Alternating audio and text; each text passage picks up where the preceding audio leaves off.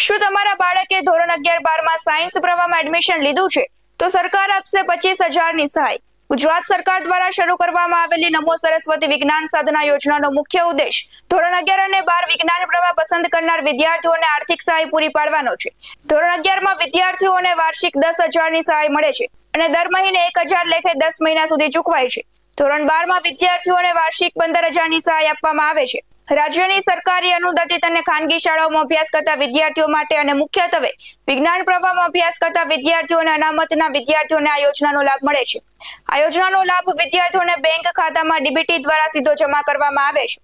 શાળા દ્વારા નમો લક્ષ્મી સરસ્વતી પોર્ટલ અને વિદ્યા સમીક્ષા કેન્દ્ર મારફતે વિદ્યાર્થીની નોંધણી કરવામાં આવે છે, જેમાં જરૂરી દસ્તાવેજો જેમ કે ધોરણ 10ની માર્કશીટ, વિદ્યાર્થી ધોરણ 11 કે 12 વિજ્ઞાન પ્રવાહમાં ચાલુ વર્ષે અભ્યાસ કરે છે તેનું આઈડી કાર્ડ અથવા તો એડમિશન લીધાની ફી રસીદ, વિદ્યાર્થીનું પોતાનું આધાર કાર્ડ અને માતાનું આધાર કાર્ડ અને માતાની બેંક પાસબુક, આવક અને જાતિના પ્રમાણપત્ર, કુટુંબની વાર્ષિક આવકનું પ્રમાણપત્ર, આવક ₹6 લાખથી ઓછી હોવી જોઈએ, મોબાઈલ નંબર જે આધાર કાર્ડ અને બેંક ખાતા સાથે લિંક હોય। મહત્વની વાત એ છે કે આ યોજનાનું ફોર્મ સમગ્ર પ્રક્રિયા શાળા દ્વારા જ કરવામાં આવે છે।